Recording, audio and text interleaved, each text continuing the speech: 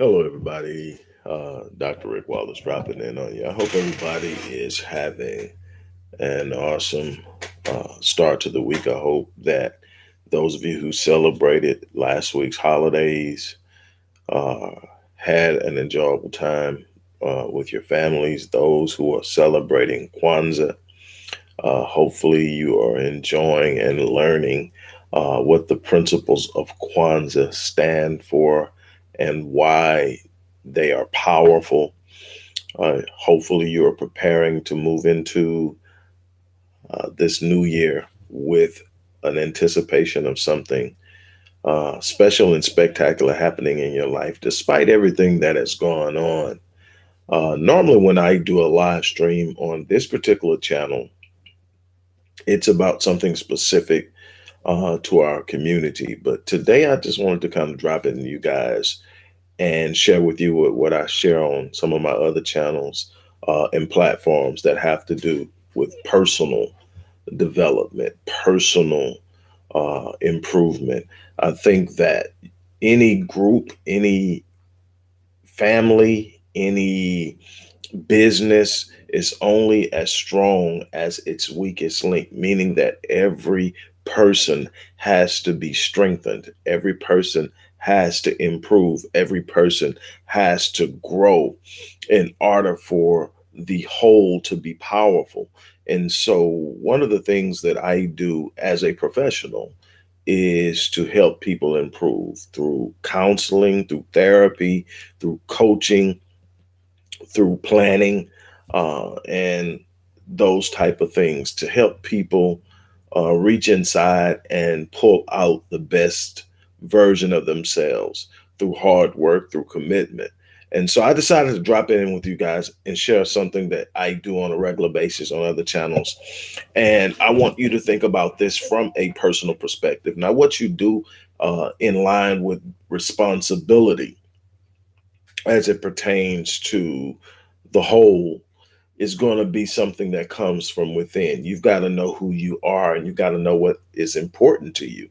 But in order to become, in order to have, and another thing is there's so much out there that we deserve to have in our lives that we have kind of written off because we don't believe that we can have it. And I'm not one of those people who believes that. I'm one of those people who believes that there are going to be some difficult times. There are going to be some tough times. There are going to be times that you're looking at your life and going, what in the hell? And no matter where you're at, no matter what you're going through, no matter what you've been through, there's a way to pull yourself out. There's a way to stand up. There's a way to dust yourself out. There's a way to push forward. And I want to just share that with you.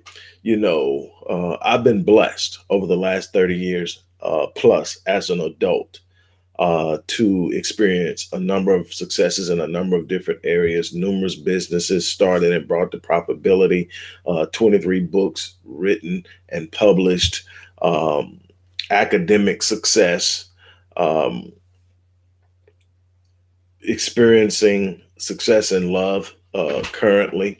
Um, Finance. I've had some extreme highs. I've also hit some very uh, trying rough patches, but I've experienced it all. And one thing that, while I would love to, like I tell my clients, I would love to tell you that there's this place you get to where your experience and your knowledge produce this level of comfort and this zone where everything you touch turns to gold, where everything that you try to do just falls in line. There's no challenges, there's no setbacks, there's no delay, there's no frustration, there's no ebbs and flows and ups and downs. The vicissitudes of life are held at bay. The problem is that never exists.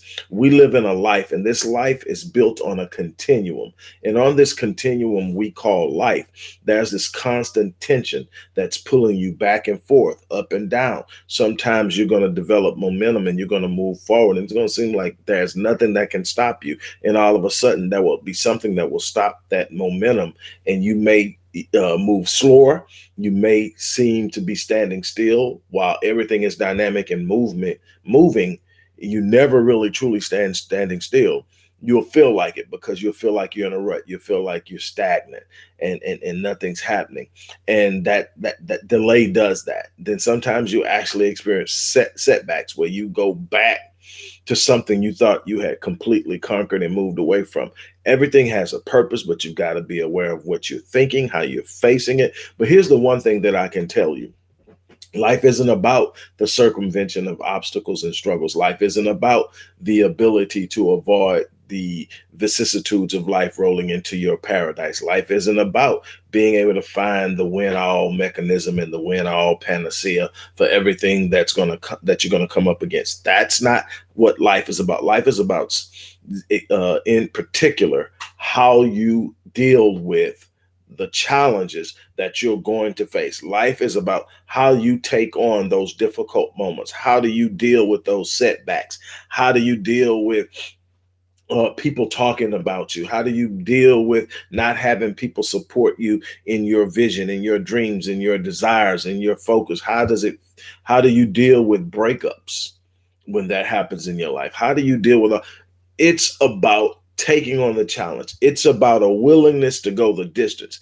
I tell people all the time, while I'm knowledgeable in business, while I'm knowledgeable in finance, while I have an unbelievable grasp of human behavior, it's none of those things that have brought me my success. My success is if I had to give you one word that defines the reason for my successes, it's relentless. It's relentless. I simply refuse to give up. I refuse to quit. I refuse to turn around. I have had the unbelievable fortune, as far as I'm concerned, to speak on numerous stages, to speak in front of all different types of crowds. And anytime I return to a place where I've spoken before and I'm introduced and I'm walking out on the stage, I can hear people who've heard me before. And without question, they start chanting, no surrender, no retreat, because it's such a huge part of my message. My message is no surrender, no retreat, never give up, never turn around, never, ever stop. It's not about winning every time you step up to the plate. It's not about hitting a home run every time it's about saying, I simply refuse to quit. I'm built for this. People ask me, how did you get through this particular moment? I'm built for it. I look at myself literally in the mirror and I stare myself in the eyes and I say, you're built for this. You don't have the answer yet, but you're built for this. You are going to make it through this difficult moment. And I push through. I push through. It's when you have made up in your mind that you're not giving up, that you're not turning back, that you're not letting go. It's in that moment that you're going to find out what you really truly build up. See, the one thing that I can tell you is I've had this beautiful blessing of meeting thousands upon thousands of people, some of them as clients, some of them as friends, some of them even as mentors. But I've studied people, and I can tell you this one thing: I have yet to come across a person who is not gifted. Every person I've ever come across has at least one gift. They have a gift. Now, some of you may have neglected your gift. Some of you may have abused your gift, misused your gift, mishandled your gift. Some of you may have throttled your gift. It's there, you know it's there, you use it, but you're afraid to open it up because you're not sure what's going to happen if you turn it completely loose. So you play it safe. Let me tell you something. That gift is designed to bring you the blessings and the abundance in life that you look at right now and think you can't have, that you look at right now and say, it's out of my reach. It's not for me. That's for other people. Other people can do that. It's just not for me. You're meandering through life, through the maze of mediocrity, and just being average because you don't want to unleash the gift. That's what you've got to be willing to do, is unleash the gift. Whether you are a religious person or not, some ancient scripture says that your gifts will make room for you and bring you before great men. Your gifts will make room for you. Your gift will literally open up doors. Your gift is what makes you special in the world, what brings value to the world. And when you bring value to the world will reciprocate. When you bring value to the universe will reciprocate. Trust me when I tell you this. This is not some phantom idea or theory. This is years and years and years of observing how the universe responds. The universe responds as you will it, as you demand of it. But when you demand it, you got to believe that you have the ability to have it. You got to believe that you deserve it. You got to believe that no matter what you're going through, that it's possible. You don't even, when you make that decision, you don't even have to know how. Matter of fact, Les Brown often says that when you're making a decision to do something that you've never done before in your life, how you're going to do it is none of your business.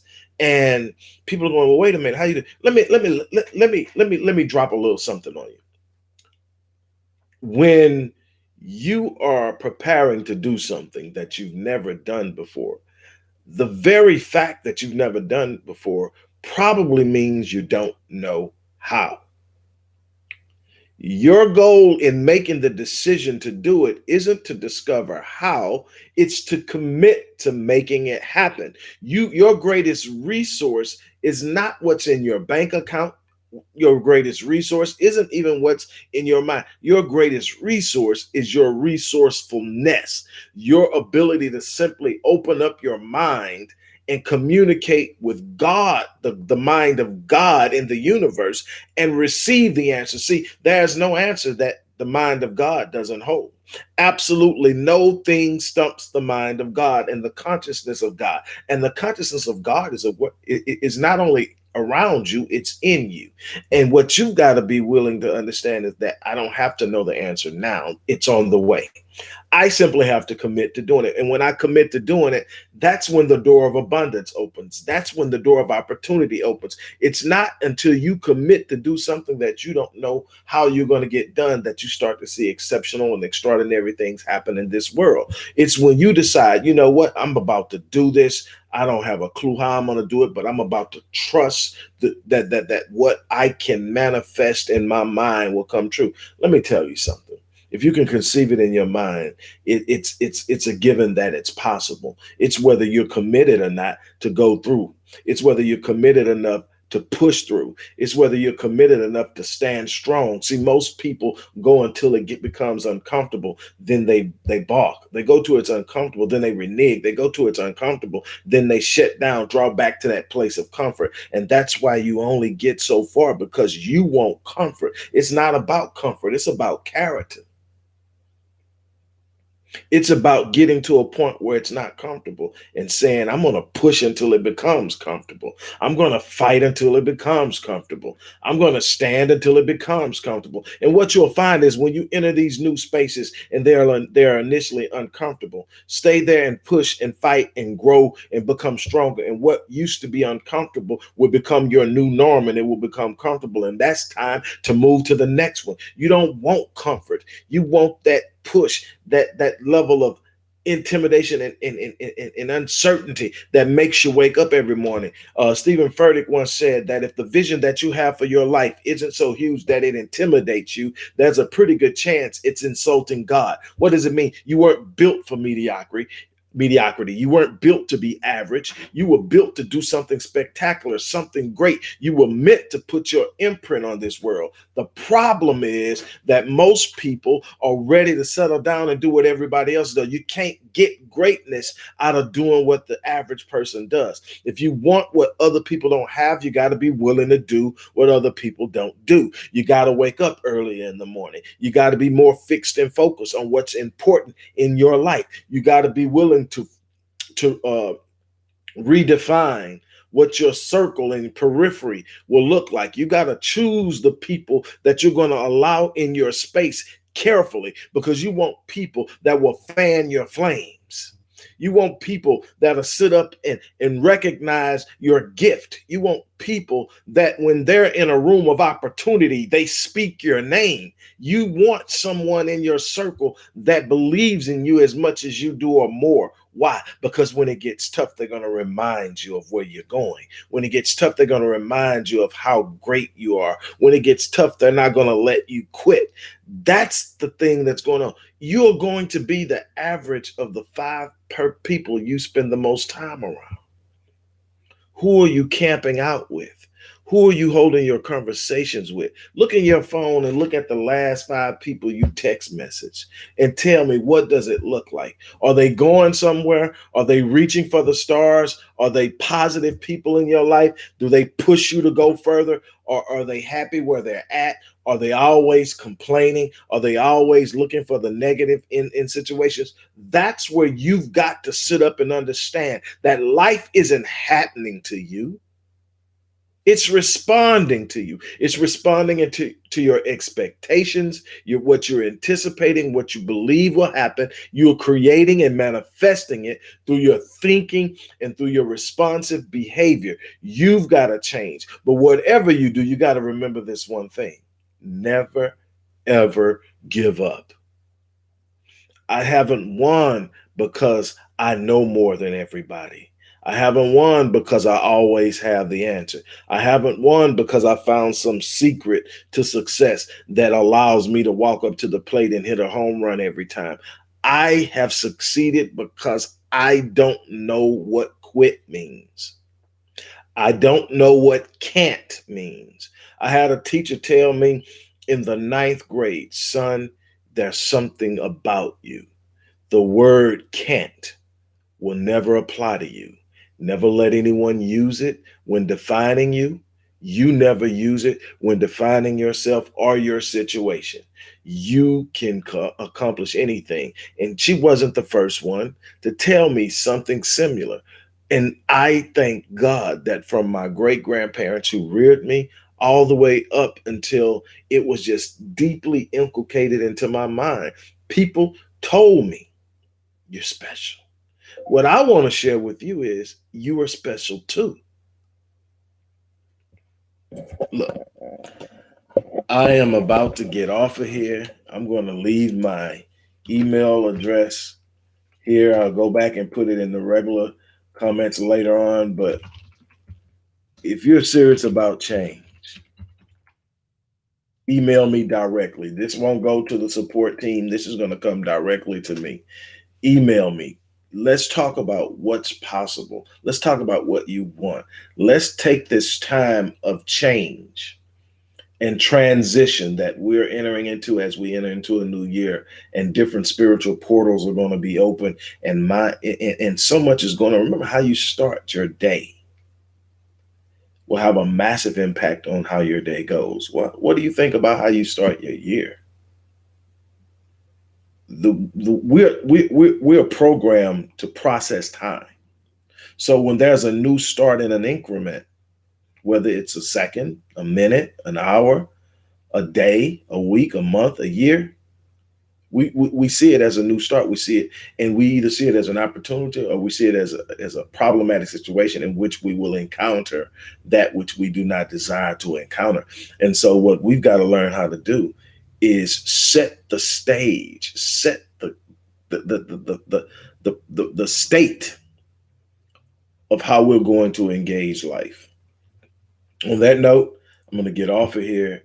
I've got a lot of work to do. I'm probably going to be back and talk to you about a lot of things that's going on in the community that we need to address, to share some things with you on that level. But I just wanted to give you a little bit of what I do on my other channels, what I do with my clients, and it's such fulfilling work. It is such fulfilling work. But what I want to leave you with is never, ever give up. Something I say when I'm talking about life and inspiration that I say on my other channels, whether it's Facebook Lives, whether it's my YouTube channel for the Visionaries Institute, whether it's on Patreon, or whatever. I end by saying, I live my life on full so that when I leave this place, I die on E.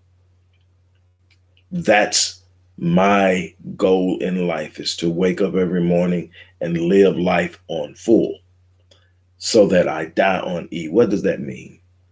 Um, One of the people that I've studied greatly, I've spent time um, studying and listening to him, is Dr. Miles Monroe. And Dr. Monroe once said that the cemetery is the wealthiest place in the world. And Les Brown also quotes that. But Dr. Miles Monroe said that years ago. And he said that in the cemetery, you'll find books unwritten, inventions never engaged, uh, business ideas never engaged. People took them to the grave. People took their potential to the grave, unaccessed and unactualized potential. I'm challenging you. Live your life on full so that you die on me. On that note, I'm going to get out of here. You guys have an unbelievable day.